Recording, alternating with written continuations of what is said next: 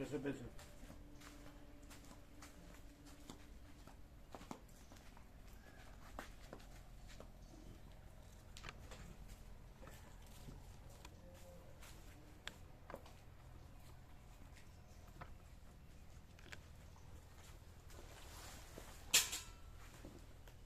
અહીંયા કરતાં જીતુપ્રભુ અહીંયા ન ફાવતું ત્યાંની ટ્રીટમેન્ટ અનુકૂળતા આવતી હોય તો આવવા જવા કરતાં ઘરે રહેવું સારું. ના બાપા હું અત્યારે અમે એ જ કીધું ઘરના કરતા બહુ ડિસ્ટર્બ હોય બહુ બધા ચાલ ચારે બાજુથી અવાજ દિવસે શાંતિ નહીં રાતે શાંતિ નહીં પણ ગાડી આવે હા ના 4 વાગે અને શું પછી વાત થઈ? 11 થી 12 હવે અહીંયા ફૂલ એન્ડ ફાઇનલ કેવું ચાલે છે? વાત થઈ? ના ગઈકાલે આગલે દિવસે વાત થયેલી કે બિલકુલ શીખાઓને એકદમ ઠરવાની જગ્યા છે, ટક કરવાની કઈ જગ્યા ટક કરવાની જગ્યા એક ઠરવાની જગ્યા છે એવું એને સ્પષ્ટ કીધું છે. તમે કીધું? હા. એટલે એને શું કીધું? આ તો અમને પાકો સ્વીકાર છે, પ્રભુ અલ્ટિમેટ સત્ય છે એવું કે. તો પછી બીજું લવાય નહીં. હા તો કીધું આમ બરાબર કેવું હતું નેકેડ ટ્રુથ ઓપન સિક્રેટ. બિલકુલ છીએ આપણું. હે બિલકુલ સત્ય છીએ કે આવું બધું ડબલ રોડ નહીં ચાલે. એટલે એ શું કે નથી હવે તક નથી લાંબુ કરતા. તમારા જેવા તરકડાને શું કરવું છે? જ્યાં જ્યાં સત્ય મળે ત્યાં લઈ લ્યો કેવું હતું ને? હા એવું પણ કીધું. હે એવું પણ ટોટલ બોર્ડમાં એ બધું સાંભળે ને એટલે એ સાંભળે એવું કે જ્યાં અહીંની મળે તો બીજે કંપની મળે, પ્રભુ પાસે મળે તો મળે એવું કે પાછો. ના ના પેલો જોબ કરો એમાં મળશે. તેની પાસે નથી વ્યવસ્થા આમ? હે નથી કરવું તો પછી કેવી રીતે ચાલે ઘર? એ આ જોબમાં ચાલે ને હવે હજુ 5 વર્ષનો જોબ થાય તો કરી લઈએ, પછી નહીં થાય એવું કે. હમણાં જેટલું થાય એટલું કરી લઈએ થોડુંક બેલેન્સ થઈ જાય. એટલા બેલેન્સમાં કઈ 100 વર્ષ સુધી ચાલે? ચાલી જાય પછી. ચાલ્યા.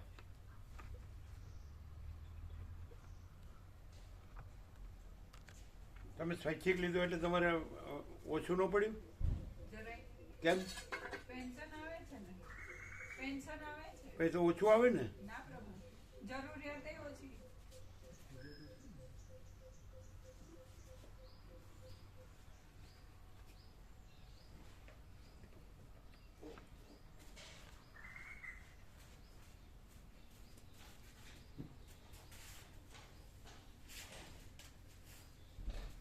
અમે 50 વર્ષે રિટાયરમેન્ટ લઈ લીધું વોલન્ટરી. કોણે? તો પછી ચાલે છે? હા ખૂબ હે કારણ પેન્શન આવે ને. ઓછું મળે ને પણ ના ના ફૂલ મળે. 58 થાવ તો વધારે મળે. થોડું થોડો ફેર પડે એમાં તો કંઈ આપણો ખર્ચો ઓછો ને. કેમ સ્વૈચ્છિક લો એટલે ઓછું મળે એવું નહીં? ઓછું તો મળે, હા જેટલું મળવું જોઈએ એનાથી ઓછું હોય તો- પણ થઈ રહે. તો પછી? થઈ રહે. સરકાર પેન્શન ખૂબ આપે છે ને. અત્યારે અમને તો 1/3 નથી કેમ કે વહેલું લીધું. અમને થોડું ફેર તો પડે, પણ ના 28 વર્ષ પૂરા કર્યા હોય ને તો હોય એવું. ગમે તે અમારે ઓછા છે. અમે અત્યારે કરે તો છોડવાનું તો ખેંચી નાખી. અમે ખેંચ્યું નહીં જવા દો.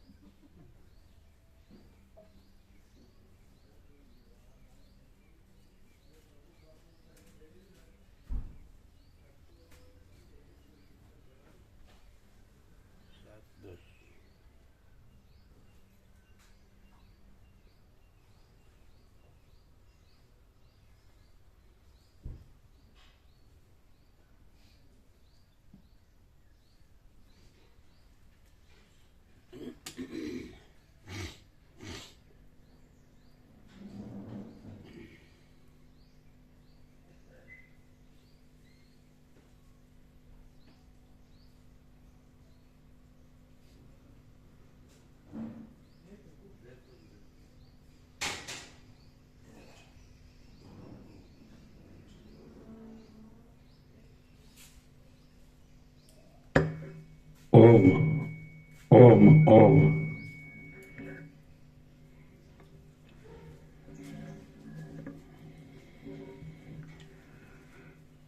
परम चिदाकाश,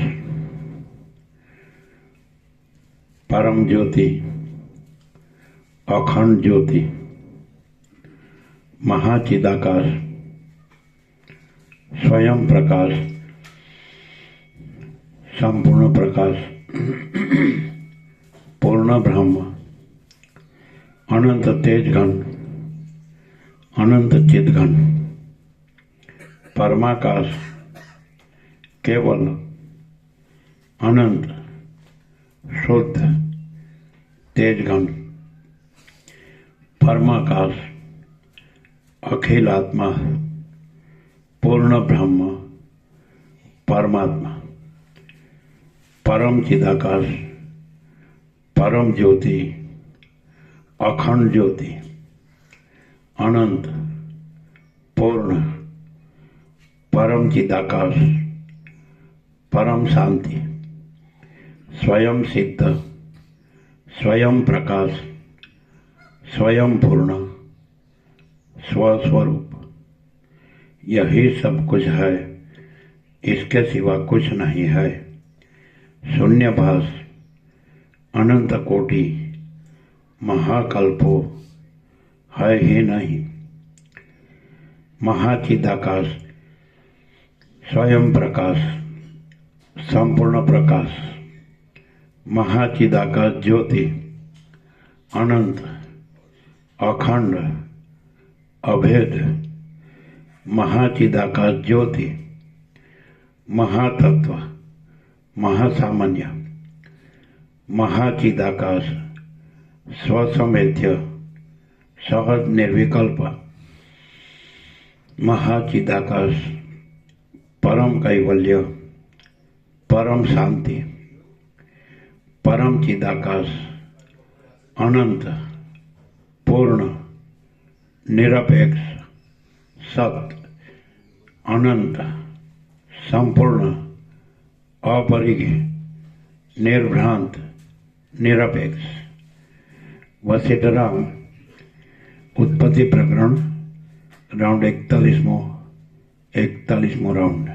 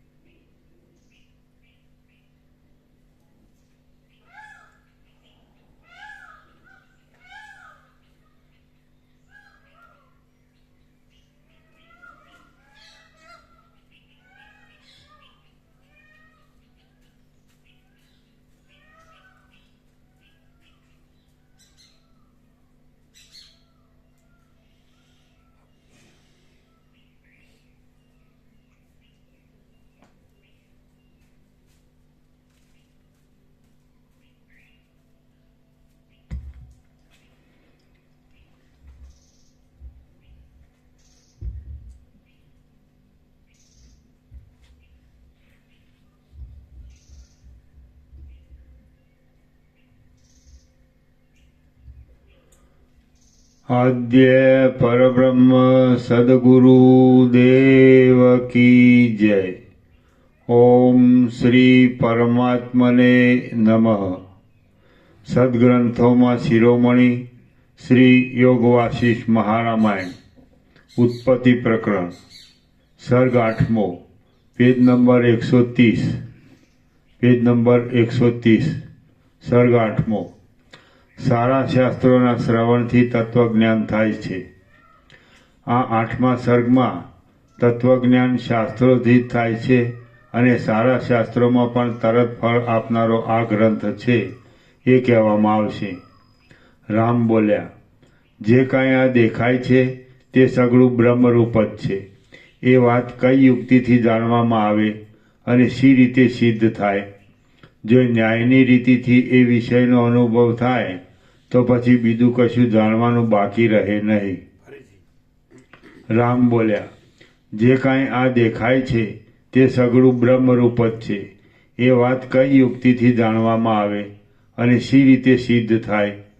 જો ન્યાયની રીતિથી એ વિષયનો અનુભવ થાય તો પછી બીજું કશું જાણવાનું બાકી રહે નહીં. વશિષ્ઠ બોલ્યા, ઘણા કાળથી જામેલી અને અવિચારથી થયેલી જગત નામની મિથ્યા જ્ઞાનરૂપી વિસૂચિકા જ્ઞાન વિના શાંત થતી જ નથી. હે રામ, તમારા બોધની સિદ્ધિને સારું હું આ જે આખ્યાયિકાઓ કહેવા ધારું છું તે તમે સાંભળો. હે સુજન, તેથી તમે સુબુદ્ધિ પામીને તરત જ મુક્તિ પામશો. તમે જો અકળાઈ જશો અને સાંભળવાનું મૂકી અદ્વત ઉઠી જશો તો તમે પશુ સમાન થશો અને તમારું કશું કાર્ય સિદ્ધ થશે નહીં.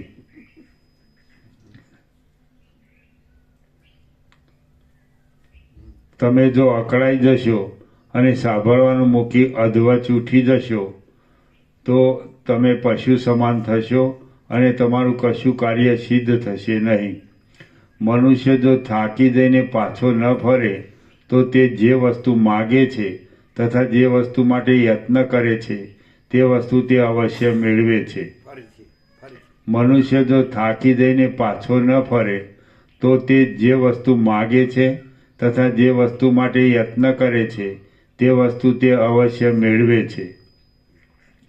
હે રામ, જો તમે મહાત્માઓના સમાગમમાં અને ઉત્તમ શાસ્ત્રોમાં તત્પર રહેશો તો થોડા મહિનામાં નહીં પણ થોડા દિવસમાં જ તમે પરમપદને પ્રાપ્ત થશો. હે રામ, જો તમે મહાત્માઓના સમાગમમાં અને ઉત્તમ શાસ્ત્રોમાં તત્પર રહેશો તો થોડા મહિનામાં નહીં પણ થોડા દિવસમાં જ તમે પરમપદને પ્રાપ્ત થશો. રામ બોલ્યા, હે ઉત્તમ શાસ્ત્રવેત્તા, આત્મજ્ઞાનની પ્રાપ્તિને સારું કયું શાસ્ત્ર મુખ્ય છે તે કહો, એટલે તે જાણી લીધાથી શોક કરવો પડે નહીં. વશિષ્ઠ બોલ્યા, હે મહાબુદ્ધિમાન, મુખ્યત્વે કરી આત્મજ્ઞાનનું નિરૂપણ કરનારા શાસ્ત્રોમાં આ સુંદર મહારામાયણ યોગ વશિષ્ઠ સર્વોત્તમ શાસ્ત્ર છે. વશિષ્ઠ બોલ્યા, હે મહાબુદ્ધિમાન, મુખ્યત્વે કરી આત્મજ્ઞાનનું નિરૂપણ કરનારા શાસ્ત્રોમાં આ સુંદર મહારામાયણ યોગ વાસિષ્ઠ સર્વોત્તમ શાસ્ત્ર છે. આ ઉત્તમ ઇતિહાસ સાંભળવાથી જ્ઞાનની પ્રવૃત્તિ થાય છે. આ ઉત્તમ ઇતિહાસ સાંભળવાથી જ્ઞાનની પ્રાપ્તિ થાય છે. સઘળા ઇતિહાસોમાં આ ઇતિહાસ જ સારરૂપ છે. વાણીની રચનારૂપ આ ગ્રંથ સાંભળવાથી પોતાની મેળે જ અક્ષય જીવન મુક્તતા ઉદય થાય છે. સઘળા ઇતિહાસોમાં આ ઇતિહાસ જ સારરૂપ છે. વાણીની રચનારૂપ આ ગ્રંથ સાંભળવાથી પોતાની મેળે જ અક્ષય જીવન મુક્તતા ઉદય થાય છે. તેથી આ ગ્રંથ જ અત્યંત પવિત્ર છે. જેમ સ્વપ્ન હોવા છતાં આ તો સ્વપ્ન છે એમ જાણવામાં આવે તો સ્વપ્નના સત્યપણની ભાવના ટળી જાય છે.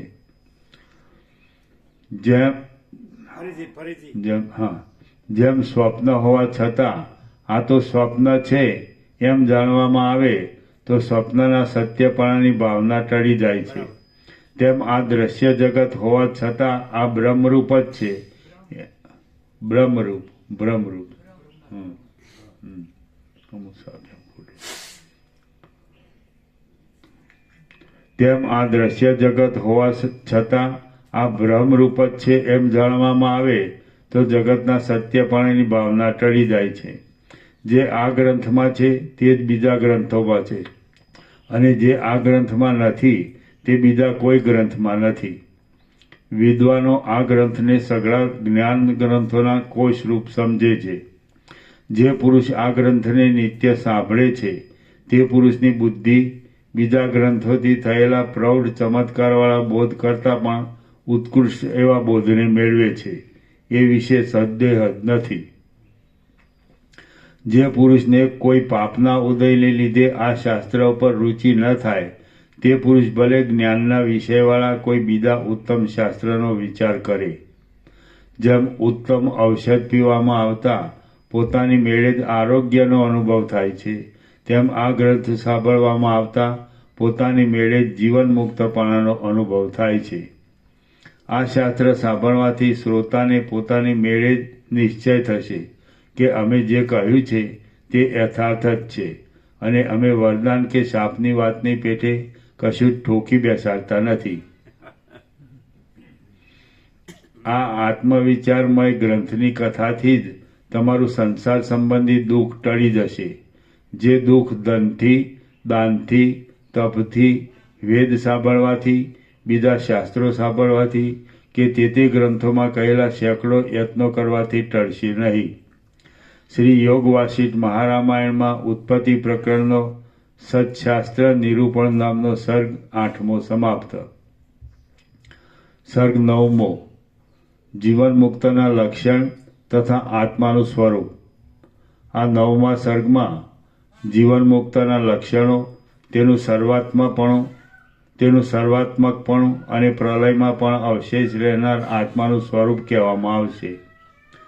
વશિષ્ઠ બોલ્યા, જેઓ આત્મામાં જ ચિત્ત રાખીને તથા આત્માની પ્રાપ્તિને અર્થે જ જીવનનો વ્યાપાર રાખીને એકબીજાને સમજાવ્યા કરે છે, સર્વદા બોધની વાતો જ કર્યા કરે છે, અને એમ કરવાથી જેઓ સંતોષ પામે છે તથા આનંદ ધરે છે, તે જ્ઞાનમાં જ એકમાત્ર નિષ્ઠા રાખનારા તથા આત્મજ્ઞાનનો જ વિચાર કરવાવાળા મનુષ્યને જીવન મુક્તિ પ્રાપ્ત થાય છે, અને તે વિદેહ મુક્તિ સમાન છે. વશિષ્ઠ બોલ્યા, જેઓ આત્મામાં જ ચિત્ત રાખીને તથા આત્માની પ્રાપ્તિને અર્થે જ જીવનનો વ્યાપાર રાખીને એકબીજાને સમજાવ્યા કરે છે, સર્વદા બોધની વાતો જ કર્યા કરે છે, અને એમ કરવાથી જેઓ સંતોષ પામે છે તથા આનંદ ધરે છે, તે જ્ઞાનમાં જ એકમાત્ર નિષ્ઠા રાખનારા તથા આત્મજ્ઞાનનો જ વિચાર કરવાવાળા મનુષ્યોને જીવન મુક્તિ પ્રાપ્ત થાય છે, અને તે વિદેહ મુક્તિ સમાન છે. રામ બોલ્યા, હે બ્રહ્મન, વિદેહ મુક્તના અને જીવન મુક્તના લક્ષણો કહો. એટલે હું શાસ્ત્ર સિદ્ધ વિચાર કરીને તે પ્રમાણે જ યત્ન કરું. વશિષ્ઠ બોલ્યા, વ્યવહાર કરવા છતાં પણ અને જગત જેવું છે તેવું રહ્યા છતાં પણ જેની દ્રષ્ટિમાં જગત આકાશની પેઠે શૂન્ય થઈ જાય છે તે જીવન મુક્ત કહેવાય છે. વશિષ્ઠ બોલ્યા, વ્યવહાર કરવા છતાં પણ અને આ જગત જેવું છે તેવું રહ્યા છતાં પણ જેની દ્રષ્ટિમાં જગત આકાશની પેઠે શૂન્ય થઈ જાય છે તે જીવન મુક્ત કહેવાય છે. જે પોતે વ્યવહાર કરતા છતાં પણ જ્ઞાનમાં જ એકનિષ્ઠા રહે છે અને જાગ્રતમાં પણ સુષુપ્તિવાળાની પેઠે નિર્વિકારપણાથી રહે છે. એકનિષ્ઠ, નિષ્ઠા નહીં.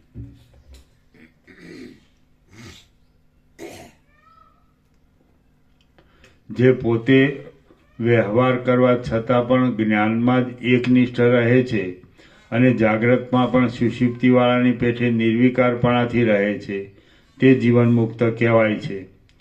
સર્વદા એકનિષ્ઠાથી જ રહેનારા જે પુરુષના મુખની કાંતિ સુખમાં ઉદય પામતી નથી અને દુઃખમાં અસ્ત પામતી નથી તે પુરુષ જીવન મુક્ત કહેવાય છે. જે પુરુષ સુષુપ્તિવાળાની પેઠે નિર્વિકારપણે રહે છે, જેને વિષયોના સ્પર્શરૂપ જાગ્રત અવસ્થા જ નથી અને જેને જાગ્રતની વાસનાથી થતું સ્વપ્ન પણ આવતું નથી તે જીવન મુક્ત કહેવાય છે. જે પોતે રાગ દ્વેષ અને ભય આદિને અનુકૂળ એવી ક્રિયાઓ કરતા છતાં પણ આકાશની પેઠે મનમાં નિર્લેપ રહે છે તે જીવન મુક્ત કહેવાય છે. ક્રિયાઓ કરતા અથવા નહીં કરતા પણ જેનું મન અહંકારયુક્ત થતું નથી અને જેની બુદ્ધિ લેપાતી નથી તે જીવન મુક્ત કહેવાય છે.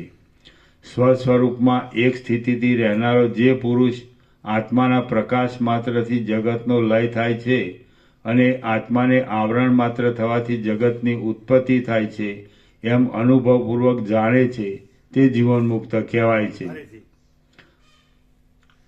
સ્વસ્વરૂપમાં એક સ્થિતિથી રહેનારો જે પુરુષ આત્માના પ્રકાશ માત્રથી જગતનો લય થાય છે અને આત્માને આવરણ માત્રથી જગતની ઉત્પત્તિ થાય છે એમ અનુભવપૂર્વક જાણે છે તે જીવન મુક્ત કહેવાય છે.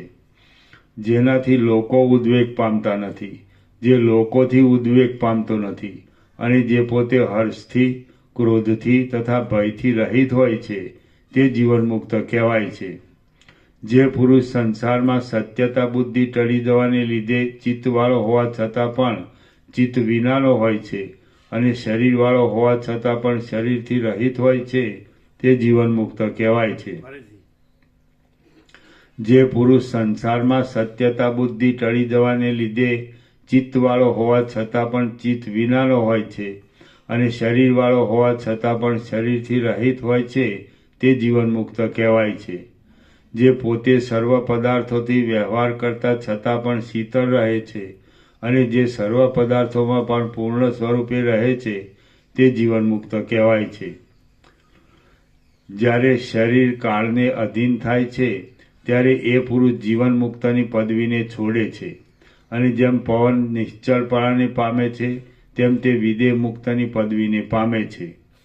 વિદેહ મુક્ત પુરુષ ઉદય પામતો નથી, અસ્ત પામતો નથી, મંદ પડતો નથી, પ્રત્યક્ષ રહેતો નથી, અપ્રત્યક્ષ રહેતો નથી, દૂર રહેતો નથી, અહમરૂપ રહેતો નથી અને અહમરૂપથી અલગ પણ રહેતો નથી. વિદેહ મુક્ત પુરુષ સૂર્ય થઈને પ્રકાશે છે, વિષ્ણુ થઈને ત્રિલોકનું રક્ષણ કરે છે, રુદ્ર થઈને સર્વનો સંહાર કરે છે અને બ્રહ્મા થઈને સૃષ્ટિઓ કરે છે.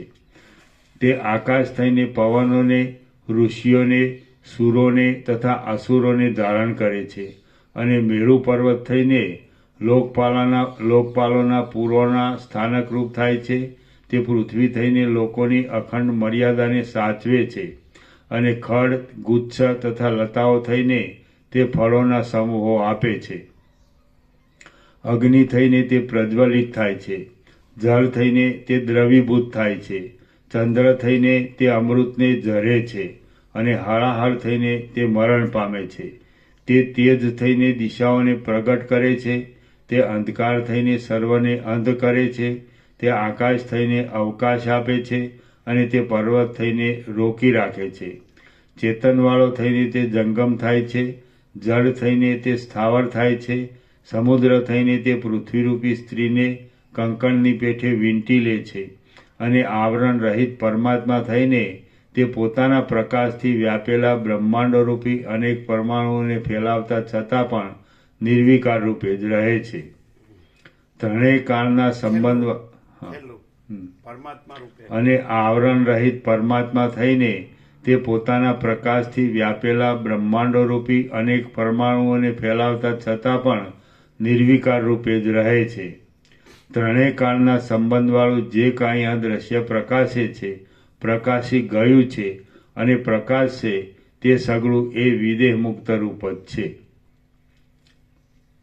રામ બોલ્યા, હે બ્રહ્મન, એવું તે શી રીતે થવાય? મને તો એ સ્થિતિ વિષમ, ઘણા કષ્ટથી પ્રાપ્ત થાય એવી અને પામ્યા પછી સ્થિર રાખવી કઠિન લાગે છે.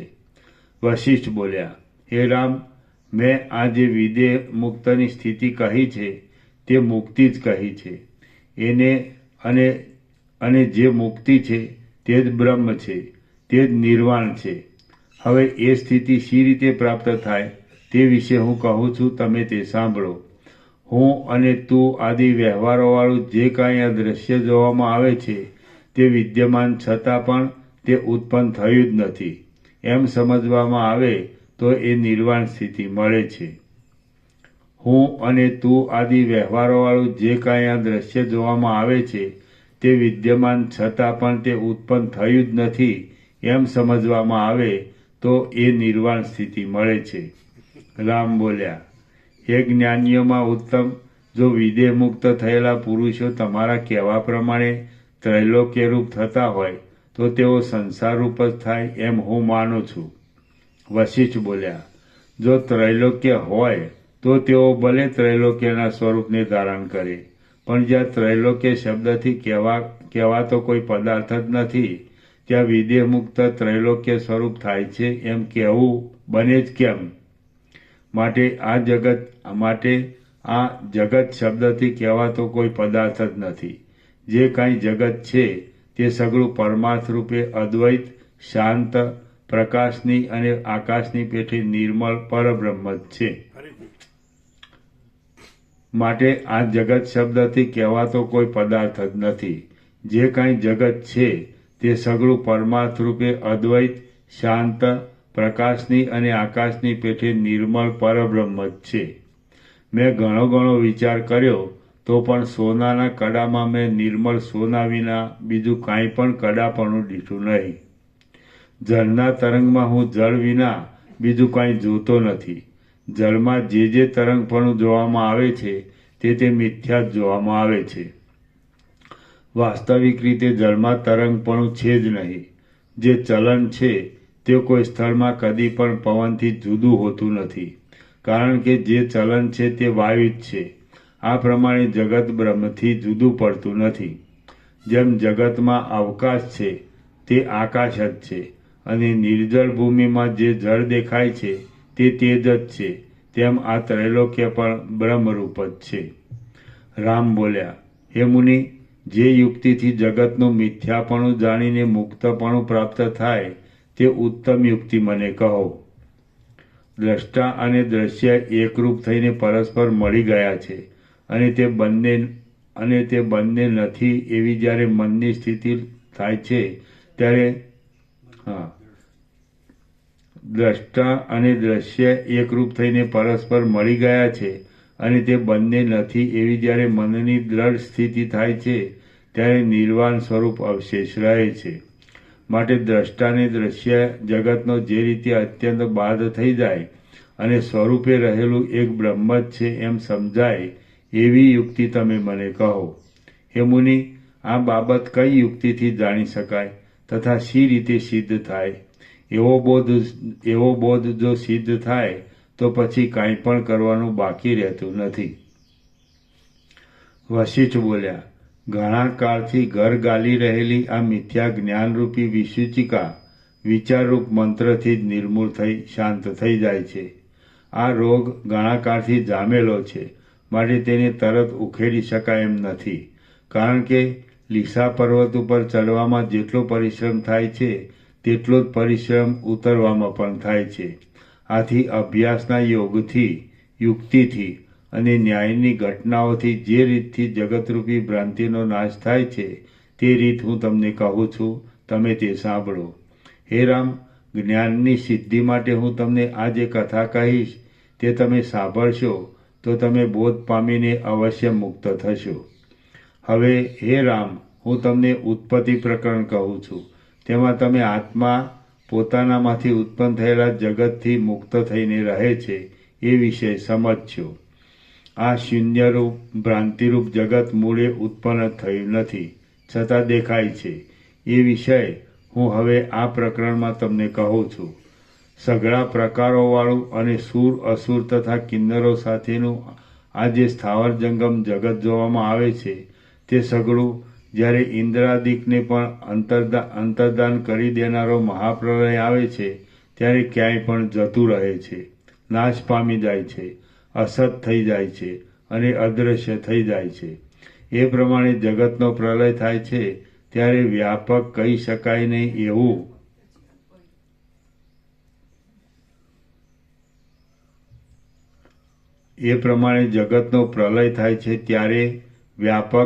કહી શકાય નહીં એવું નામરૂપથી રહિત, નિશ્ચય અને ગંભીર એવું કંઈક સત બાકી રહે છે. તે સત તેજ રૂપ નથી, તમોરૂપ નથી, શૂન્ય નથી, આકારવાળું નથી, દ્રશ્ય નથી, દર્શનરૂપ નથી અને ઉત્પન્ન થયેલા પદાર્થોના સમૂહરૂપ નથી. તે અનંતપણાથી રહે છે. તેના સ્વરૂપનું કોઈ રીતે નિરૂપણ થઈ શકતું નથી. પૂર્ણ કરતાં પણ પૂર્ણ છે. સત કહેવાઈ શકાતું નથી, અસત કહેવાઈ શકાતું નથી. ઉત્પત્તિવાળું નથી, તેમ ઉત્પત્તિરૂપ પણ નથી. તે ચૈતન્ય માત્ર છે, બુદ્ધિ તત્વથી ભિન્ન છે, અનંત છે, જરા રહિત છે અને તે સુખરૂપ છે. તે આદિ અંત તથા મધ્યથી રહિત છે, કારણ રહિત છે અને પીડા રહિત છે. ચિત્રમાં આલેખેલા મોતીના હંસની પેઠે જેમાં આ જગત પ્રકાશ પામે છે, જગતરૂપ છે, તેમ જે જગતરૂપ નથી તે જગતની વ્યક્તાવસ્થા તથા અવ્યક્તાવસ્થામાં રહેનારા પરમાત્મા છે. પોતાને કાન, જીભ, નાક, ચામડી કે નેત્ર નહીં છતાં પણ તે સર્વકાળમાં અને સર્વ દેશમાં સાંભળે છે, સ્વાદ લે છે, સૂંઘે છે, સ્પર્શ કરે છે તથા જોયા કરે છે. એમના પ્રકાશથી સઘળું જગત પ્રકાશે છે. એમનું સ્વરૂપ જ અજ્ઞાનના સમયમાં સૃષ્ટિરૂપે વિચિત્ર લાગે છે અને અજ્ઞાનની નિવૃત્તિના સમયમાં તે આદિથી તથા અંતથી રહિત લાગે છે. જેમ નેત્રો અડધા ઉગાડીને ભ્રમરની સામે જોતા બંને ભ્રમરના મધ્યમાં ખોટી કાળી ટપકી જોવામાં આવે છે, તેમ એ દેવના સ્વરૂપમાં પણ મિથ્યા જગત જોવામાં આવે છે. એ દેવ આકાશની પેઠે નિર્લેપ રહીને પોતાના સ્વરૂપની સત્તાથી પોતામાં સતરૂપ લાગતા જગતને જોયા કરે છે. એ સતરૂપ પરમાત્માનું બીજું કોઈ પણ કારણ હોવાની કલ્પના કરવી એ સસલાના શિંગડાની કલ્પના કર્યા જેવું છે. જેમ તરંગોનો સમૂહ જળના કાર્યરૂપ છે, તેમ આ જગત પણ એ દેવોના કાર્યરૂપ છે.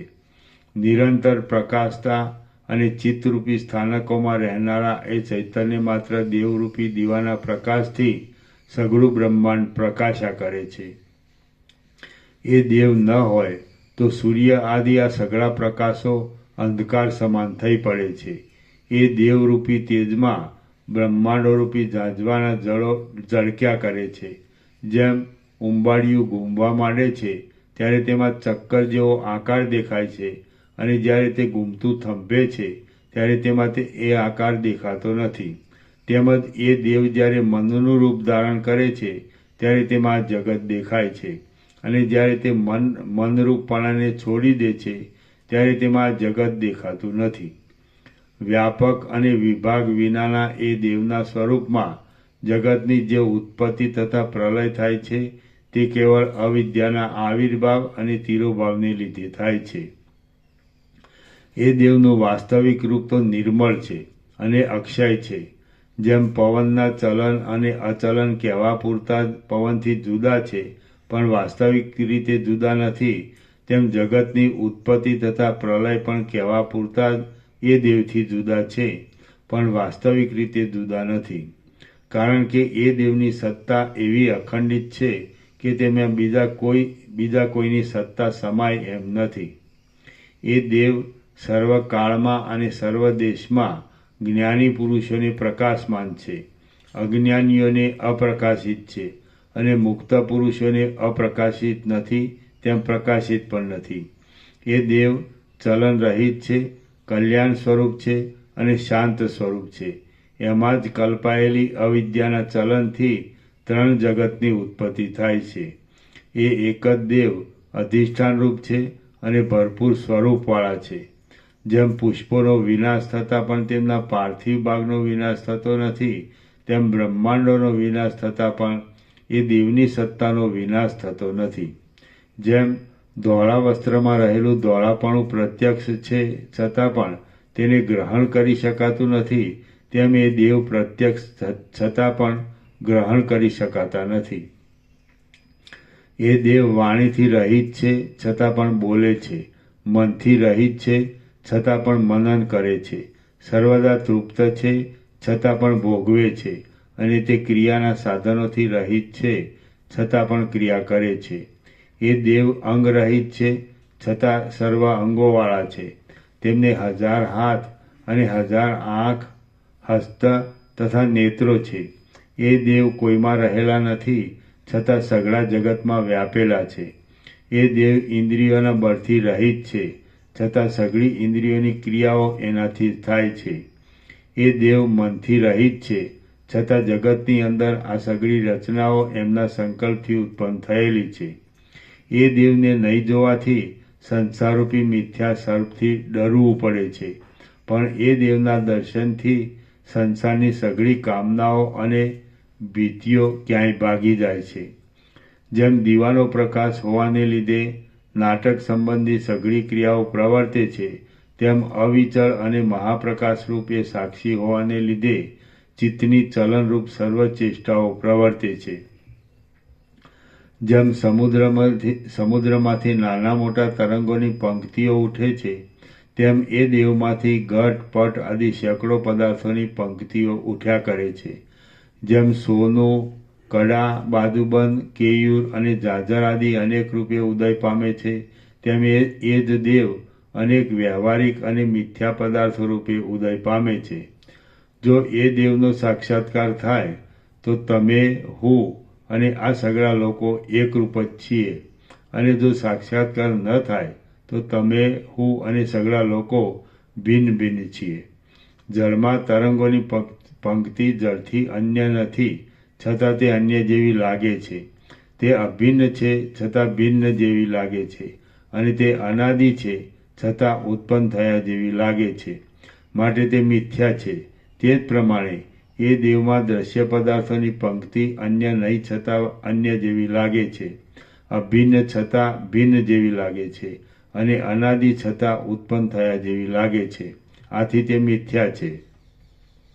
કાળ સંબંધી છ વિકારો, દ્રશ્ય પદાર્થોનો દેખાવ અને અનેક જાતના માનસિક મનોરથો એ દેવને લીધે સ્ફુરે છે.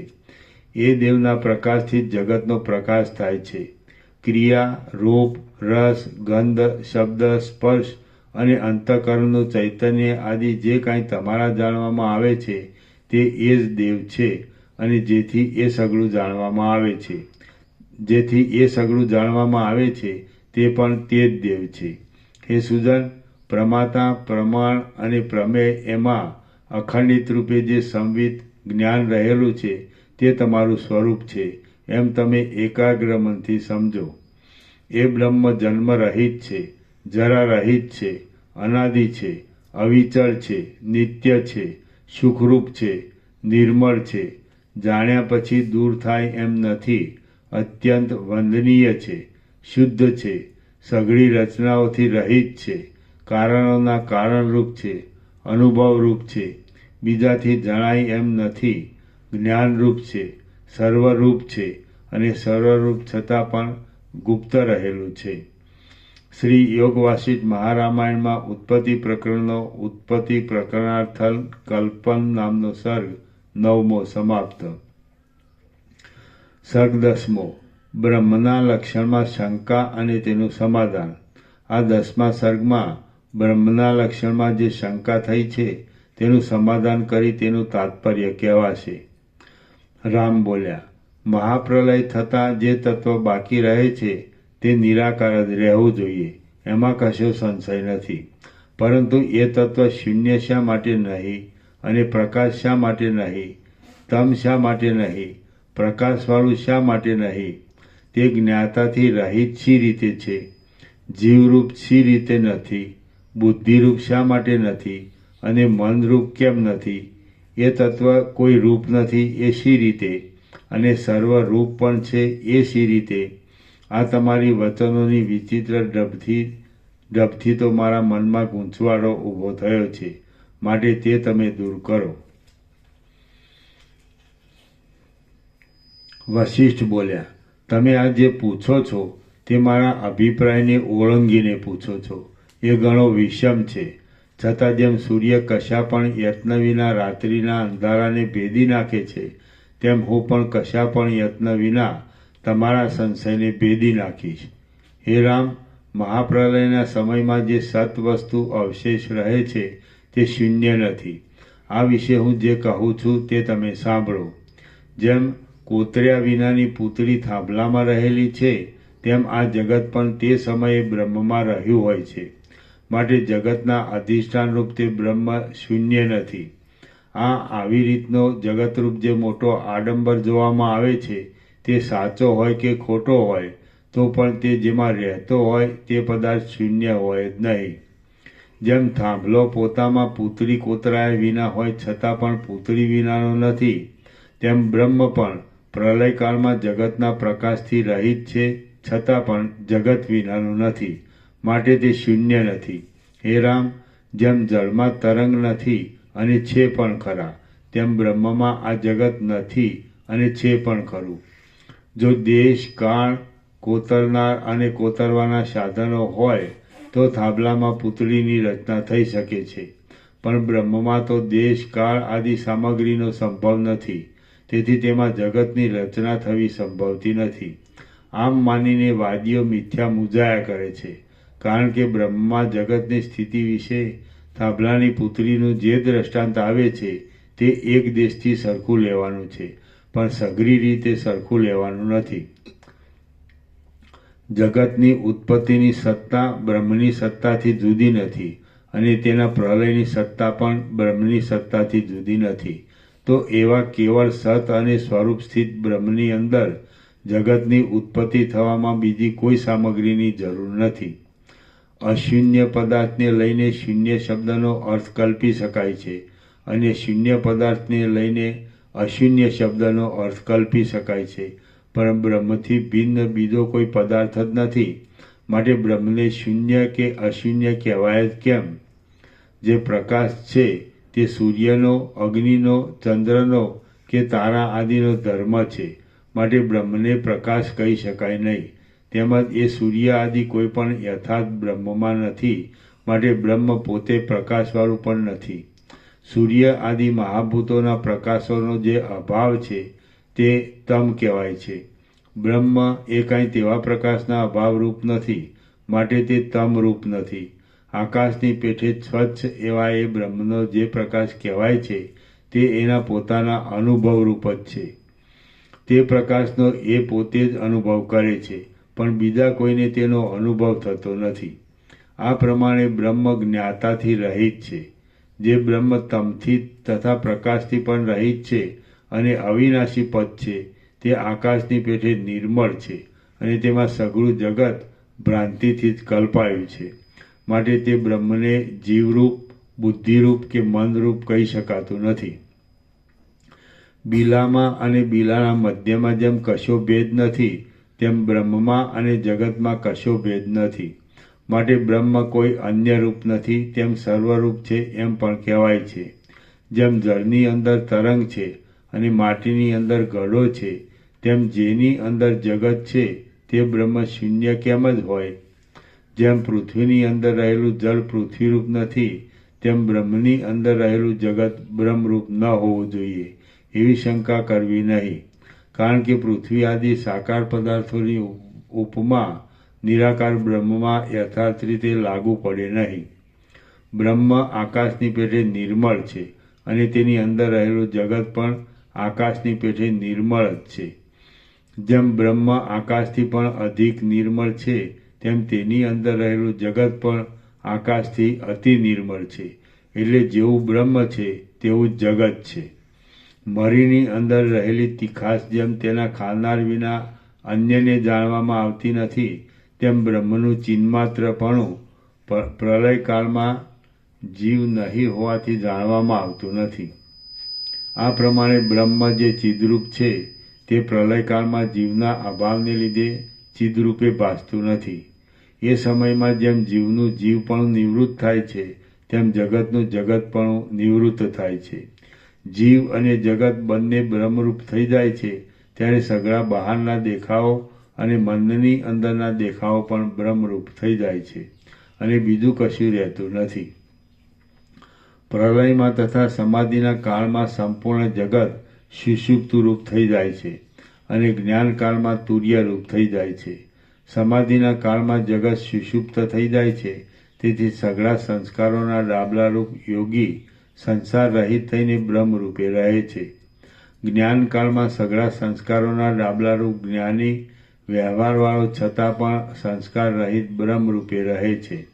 જેમ આકારવાળા નિશ્ચળ જળના મોટા મોજા જળરૂપે રહેલા છે, તેમ આકાર વગરના પરબ્રહ્મમાં બ્રહ્મરૂપે જગત રહેલું છે. સંપૂર્ણ બ્રહ્મમાંથી જે જગત તથા જીવ પ્રસરેલ છે તે બ્રહ્મરૂપે જ પ્રસરેલ છે. માટે જગત તથા જીવ પૂર્ણ જ છે અને નિરાકાર જ છે. બ્રહ્મમાંથી જગતનું સ્ફુરણ માનવામાં આવ્યું, એટલે તેના દ્રષ્ટારૂપી જીવનું સ્ફુરણ પણ માનવામાં આવ્યું છે. જગત પૂર્ણમાંથી પૂર્ણરૂપે જ પ્રસરેલું છે અને પૂર્ણરૂપે જ રહેલું છે. માટે જગત ઉત્પન્ન જ થયું નથી, અને જો ઉત્પન્ન થયું હોય તો પણ બ્રહ્મરૂપ જ છે. પ્રલયમાં જીવને દ્રષ્ટાપણું નહીં રહેવાથી જગતમાં દ્રશ્યપણું પણ રહેતું નથી. એટલે પછી જગતમાં જગતપણું શું રહ્યું? મરીનો સ્વાદ લેનારો ન રહે ત્યારે મરીમાં તીખાશ રહે છે એમ કેમ જ કહેવાય? બ્રહ્મમાં ચિત્ત અને દ્રશ્યપણું વગેરે છે જ નહીં, છતાં તે મિથ્યા જ પ્રતીત થાય છે.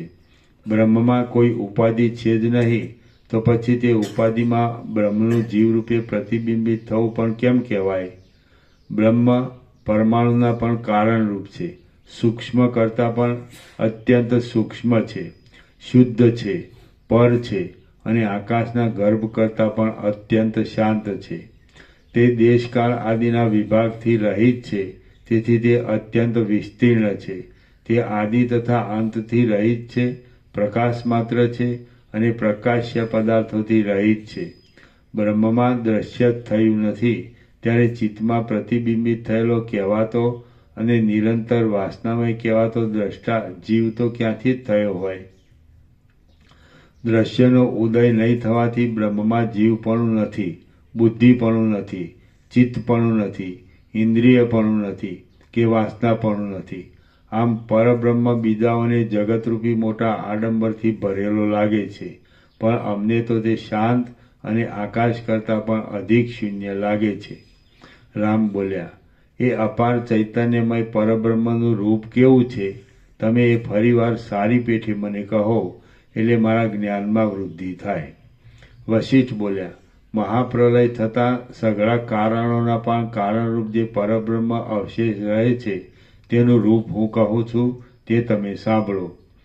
સમાધિમાં વૃત્તિઓનો ક્ષય થાય છે, ત્યારે મનના રૂપનો પણ નાશ કરીને જે કોઈ રીતે નિરૂપણ કરી શકાય નહીં એવું સદરૂપ રહે છે, તે પરબ્રહ્મનું રૂપ છે. સમાધિમાં દ્રશ્યરૂપ જગત રહેતું નથી, તેથી દ્રષ્ટાનો અભાવ થવાથી જે એકરસ જેવું સાક્ષીરૂપ પ્રતીત થાય છે તે પરબ્રહ્મનું રૂપ છે.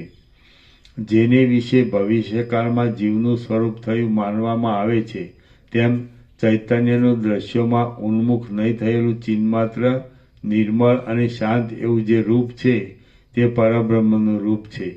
શરીરને વાયુ આદિ લાગતા છતાં પણ જેમ તેનો સ્પર્શ આદિ અનુભવ નહીં થતા જે રૂપ સમાધિમાં જીવતા યોગીનું રહે છે તે પરમાત્માનું રૂપ છે.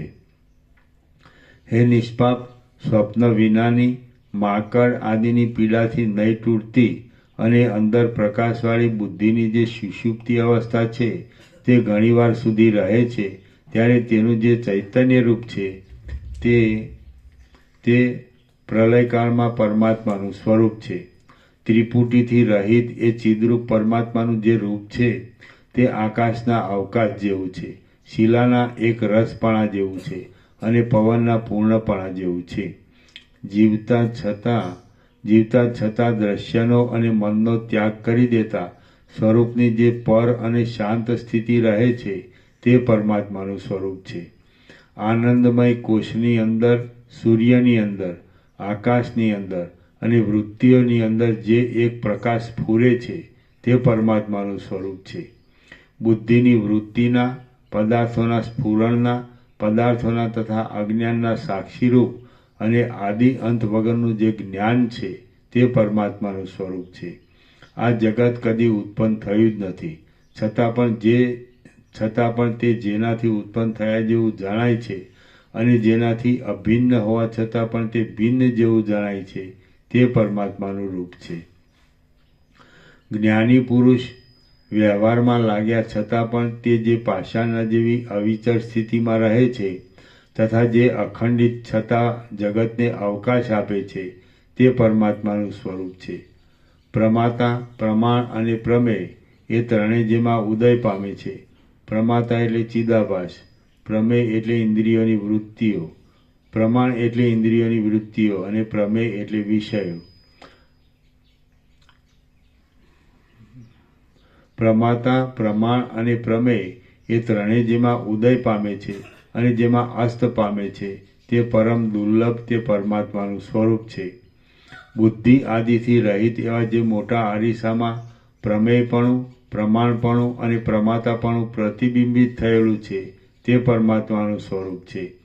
જાગ્રતથી, સ્વપ્નથી તથા સુષુપ્તિથી રહિત એવું જે મહાચૈતન્યનું સ્વરૂપ છે અને સ્થાવરમાં તથા જંગમમાં જે સતરૂપે પ્રતીત થાય છે તે પરમાત્માનું સ્વરૂપ છે અને તે જ પ્રલયમાં અવશેષ રહે છે. સ્થાવરોનું રૂપ કે જે મનથી તથા બુદ્ધિ આદિથી રહિત છે તે જો જ્ઞાનમય હોય તો તેને પરમાત્માના રૂપની ઉપમા આપી શકાય.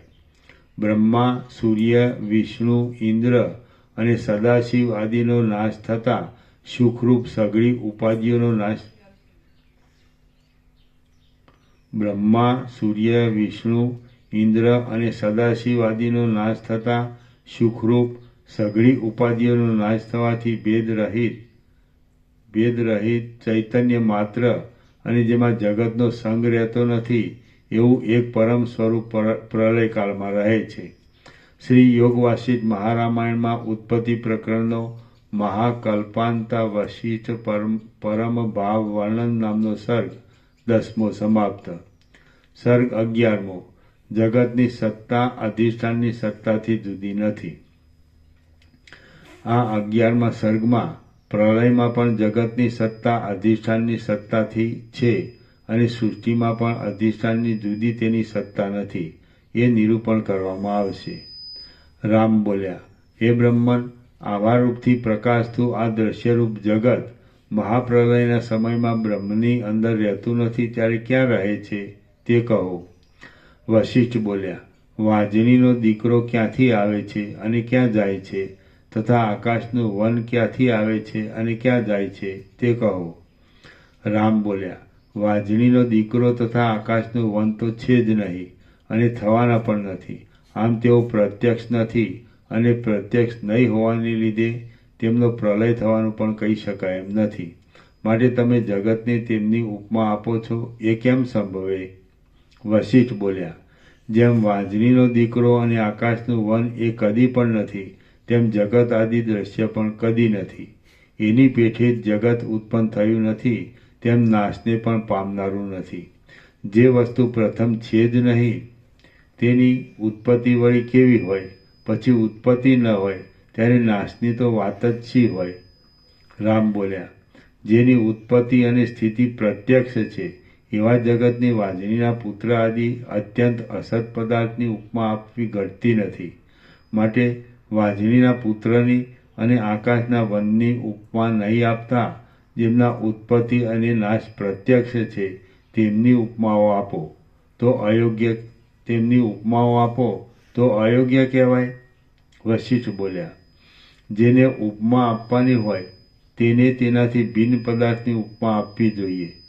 વાજણીના પુત્રની અને આકાશના વનની કલ્પના તો જગતથી ભિન્ન નથી પણ જગતની અંદર જ આવી જાય છે. માટે જગતને તેની ઉપમા આપવી અયોગ્ય જ છે.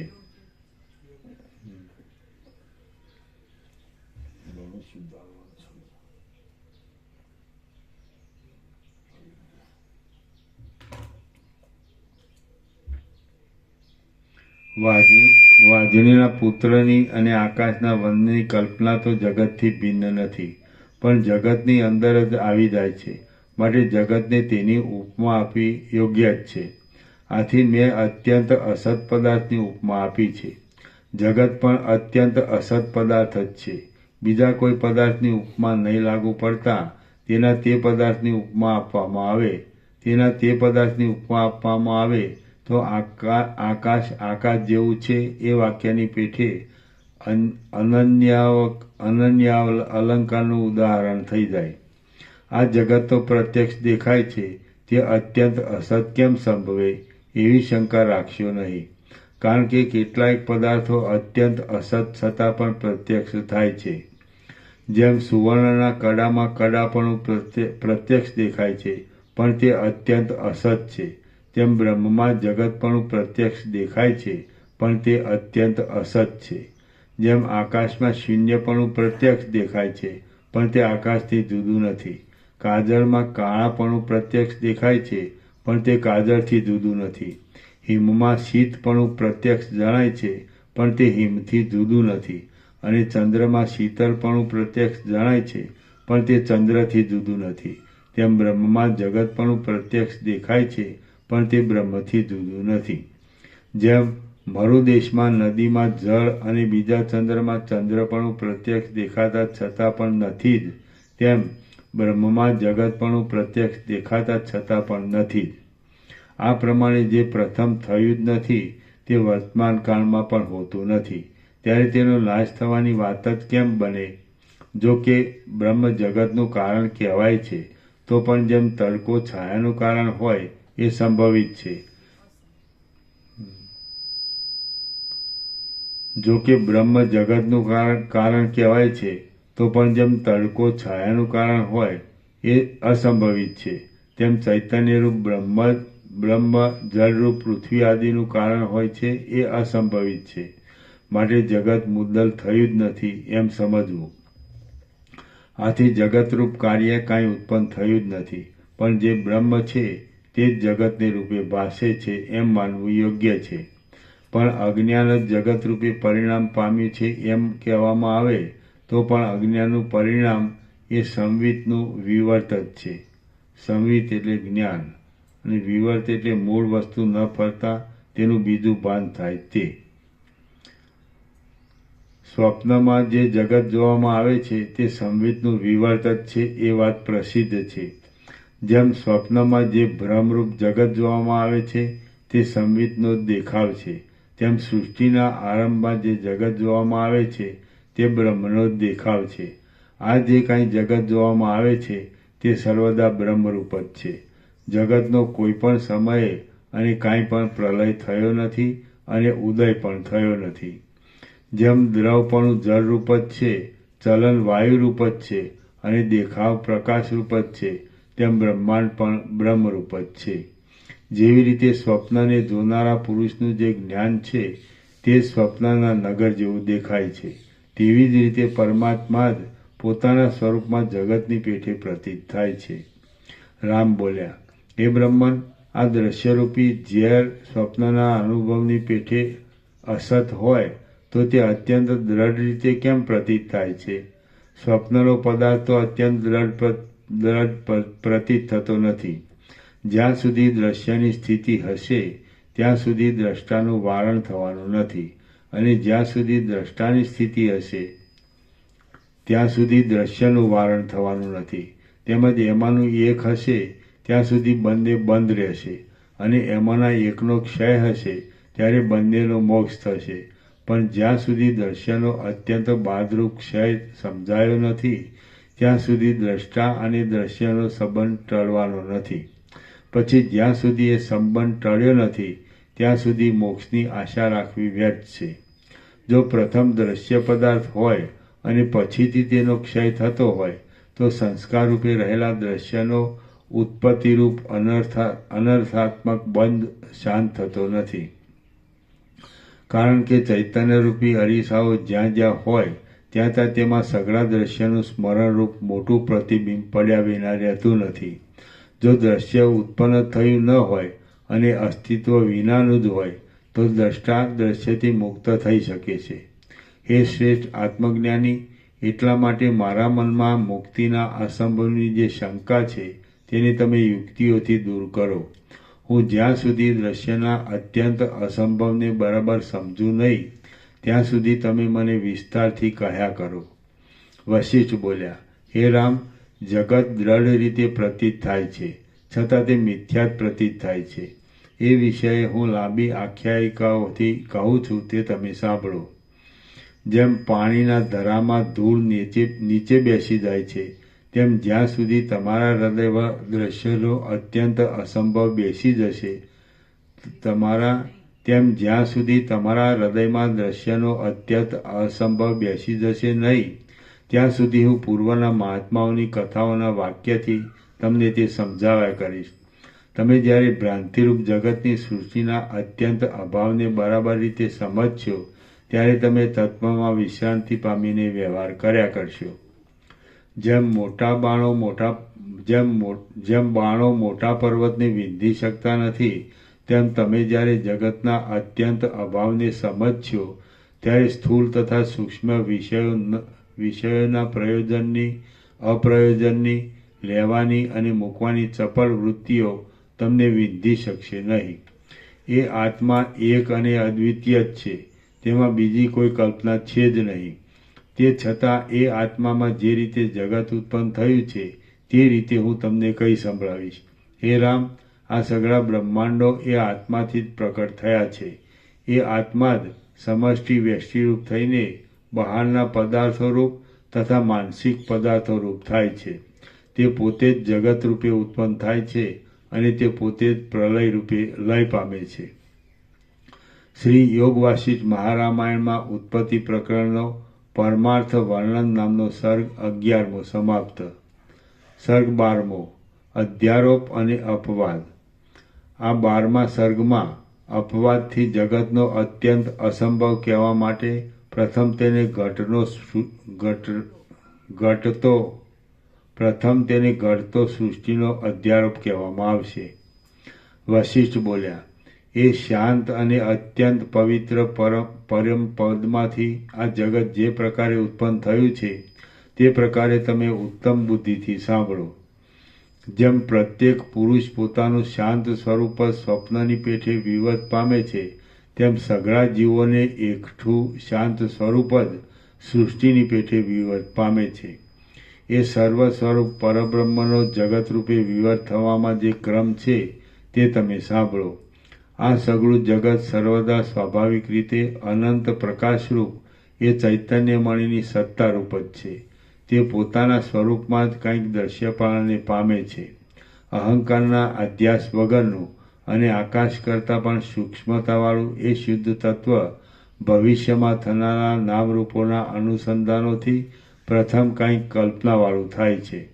શાસ્ત્રો એ કલ્પનાને ઈક્ષણ કહે છે.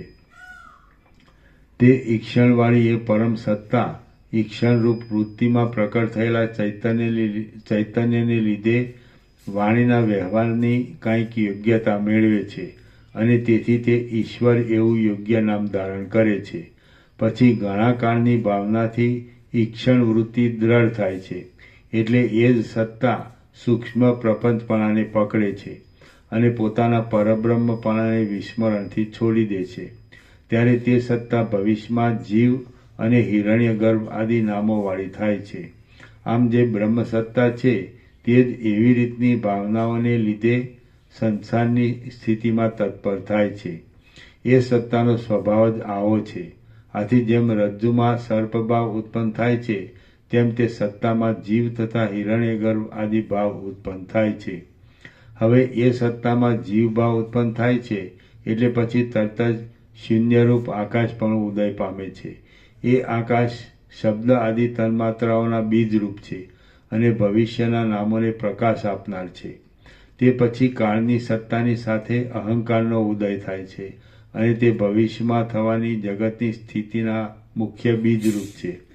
આ પ્રમાણે પરબ્રહ્મથી જરા પણ વિકાર પામ્યા વિના આ મિથ્યા જગતરૂપી ઝાડ ઉદય પામે છે અને સ્ફુરવાને લીધે તે જાણે જુદી સત્તાવાળી હોય એમ દેખાય છે.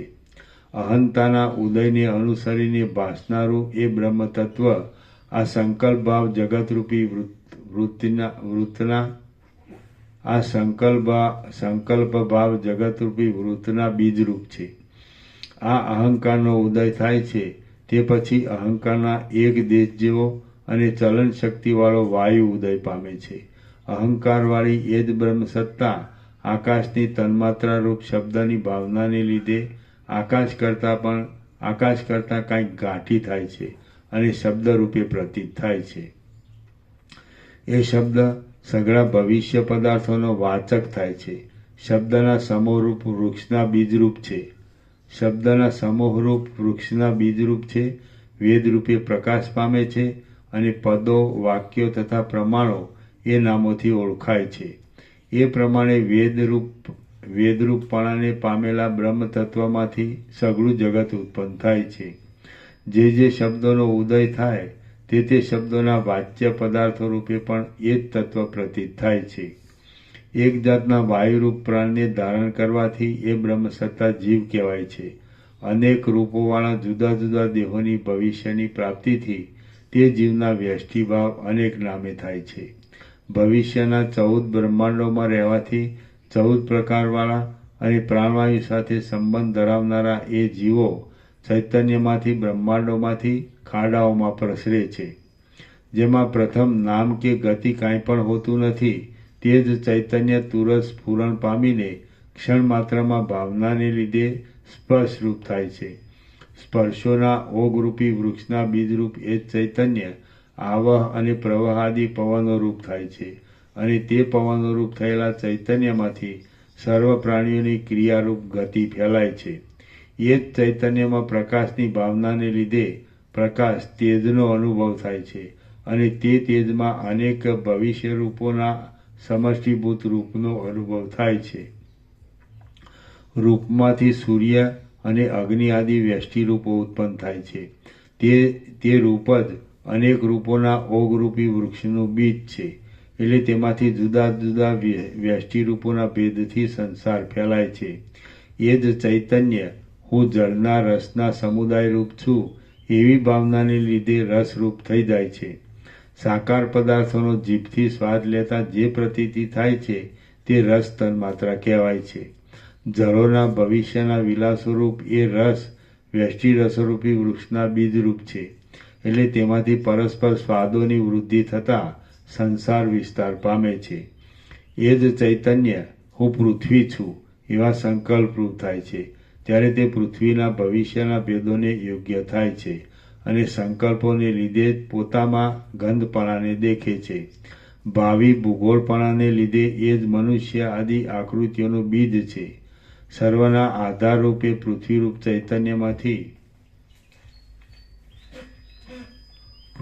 ચૈતન્યમાંથી સંસાર ફેલાય છે. તે ભૂતોના અહંભાવને પામેલું ચૈતન્ય જ ભાવના કરે છે. તેથી એ શબ્દ આદિ તન્માત્રાઓ પરસ્પર એકઠી થાય છે અને જેમ જળમાં પરપોટા થાય છે તેમ ચૈતન્યમાં અનેક બ્રહ્માંડો રૂપે પોતાની મેળે જ ઉત્પન્ન થાય છે. જ્યાં સુધી સર્વનો નાશ થઈ જાય નહીં ત્યાં સુધી તે જુદા જુદા પદાર્થો ચોખ્ખા પડીને જ્યાં સુધી સર્વનો નાશ થઈ જાય નહીં ત્યાં સુધી તે જુદા જુદા પદાર્થો ચોખ્ખા પડીને દેખાય જ નહીં. એવી રીતે એ એકઠા થઈ ગયેલા છે. એ પદાર્થો બ્રહ્મમાં બ્રહ્મની સત્તાથી જ રહ્યા છે. એક કણ સરખા બીજની અંદર જેમ અનેક વડના વૃક્ષો રહ્યા છે તે વડના વૃક્ષો અનેક રીતે ઉત્પન્ન થાય છે અને સેંકડો શાખાઓથી સ્ફુરે છે. તેમ બ્રહ્મરૂપ બીજમાં અનેક બ્રહ્માંડો રહ્યા છે. તે બ્રહ્માંડો અનેક રીતે ઉત્પન્ન થાય છે અને સેંકડો શાખાઓથી સ્ફુરે છે. પરમાણુ જેવા સૂક્ષ્મ બ્રહ્મમાં માયાને લીધે એ બ્રહ્માંડો પ્રતીત થાય છે અને ક્ષણ માત્રમાં એ વધી જાય છે. આ સગળા બ્રહ્માંડો ચૈતન્યના વિવત રૂપ જ છે અને વિવત રૂપ હોવાથી નિર્વિકાર જ છે. નિર્વિકાર ચૈતન્યમાં જ વિવત રૂપ હોવાને લીધે એ સગળાઓને વધતા વાર લાગતી નથી અને ક્ષણ માત્રામાં તે વધી જાય છે. આ જે તન્માત્રાઓનો સમૂહ છે તે સંકલ્પ રૂપપણાને પામેલું ચૈતન્ય જ છે. એ ચૈતન્ય પોતે નિરાકાર છે છતાં તે પોતાની જ્ઞાન શક્તિથી પોતાનામાં જગતને ત્રસેણું સમાન દેખે છે. જગતનું બીજ 5 તન્માત્રાઓ છે. તે તન્માત્રાઓનું બીજ પરમાત્માની સાથે સાક્ષાત સંબંધ ધરાવનારી માયાશક્તિ છે અને એ માયાશક્તિનું બીજ પરમાત્મા જ છે એમ સર્વદા વિદ્વાનોનો અનુભવ છે. માટે જે જગત છે તે અજ અને આદિરૂપ બ્રહ્મ જ છે. જગત બ્રહ્મના વિવર્ત રૂપ જ છે. સર્ગ 12મો સમાપ્ત. ઓમ ઓમ ઓમ. 142.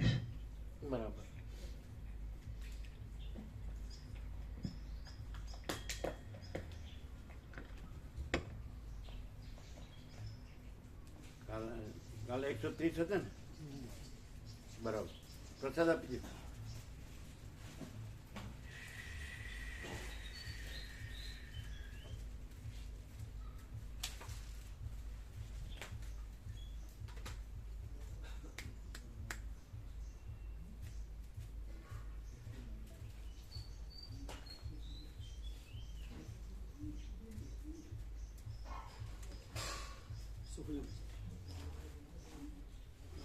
જે કાલ અહીંયા લીધું છે એમને નહીં એના સિવાયના બધા લ્યો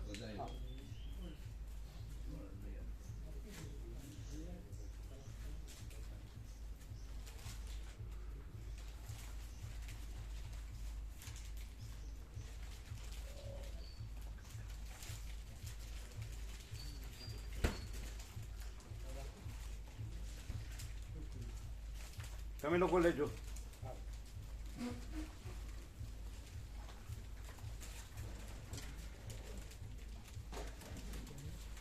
हम आते हैं 2 मिनट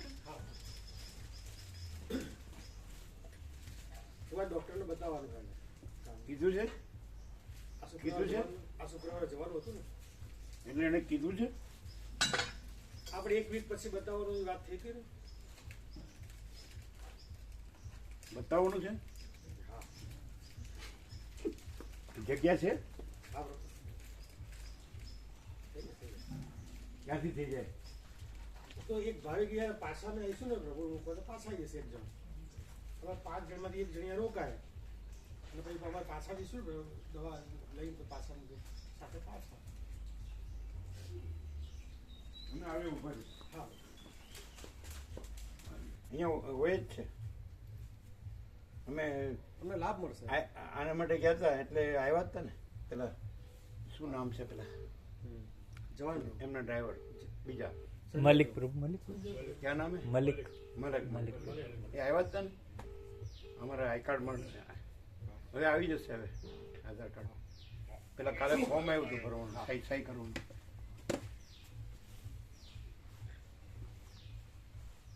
બોલો બોલો બોલો કૃપા હિ કેવલમ આનંદ મંગલ ઓમ ઓમ ઓમ હા તો વસ્ત્ર બતાવવાનું કાનના ડૉક્ટર ટ્રીટમેન્ટ થઈ ગઈ ખાલી બતાવવાનું છે અત્યારે મલિક પ્રભુ રમકડું લઈને આવી શકે હા તો પછી અમે બેઠા છીએ અમે તૈયાર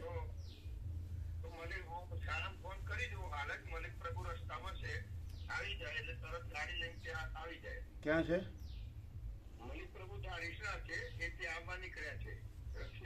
કેટલું દૂર છે તો અહીંયા આવતા કેટલી વાર થશે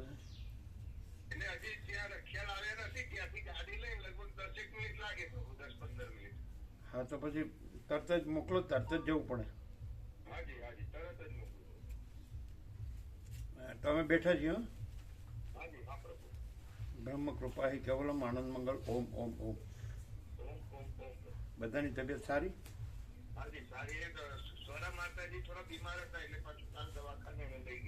શું થયું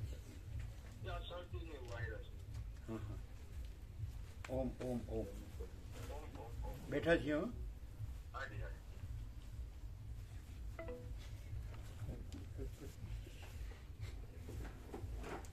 શાંતિથી નીકળો તો પ્રભુ તોય ચાલે એ તો 8:30 થાય છે ને ડૉક્ટર 10:30 પણ એ આવશે ને હજી તો એટલે 9:30 આસપાસ નીકળો ને તો એમ થાય એ રખિયાલ આવે પછી અહીંયા આવે એટલે થઈ જ જાય ડૉક્ટર 10:30 પછી આવે અડધો કલાક જતો આવતે બરોબર હે અડધો કલાક જાય આવતે દાઈસાથી રખ્યાલ આવ્યું રખ્યાલ ત્યાં આવ્યું તો કોલેજથી એટલે અડધો કલાક 9 વાગે આવી જાય હા 9 વાગે આવી અને જાય ત્યાં 1.5 કલાક 10:30 ડોક્ટર આવે છે તો 8:30 9 વાગે આવી જાય હા હા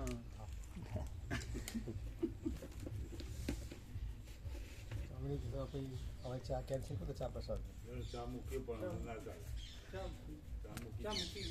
નામ કેન્સલ કરો હા તો લઈ લો હા કોદરપુર લ્યો તમે બધા રામજીપુર બધા લ્યો ચા નાસ્તો પરમ દિવસે અમારે કેવડું રહી ગયું મોડું થયું હતું કાલ 2 કલાક થયા હતા 10 વાગ્યા અને ચાનું ન કીધું એટલે કાલ ન આવ્યા તો બધું આવું હોય હું તમે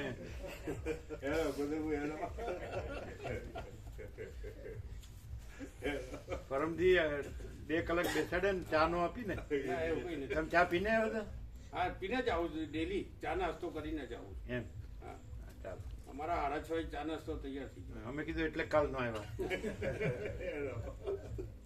તમારે કીધા વગર ચા પી જ લેવાની અહીં હોય જ છે હા તો જાઓ બધા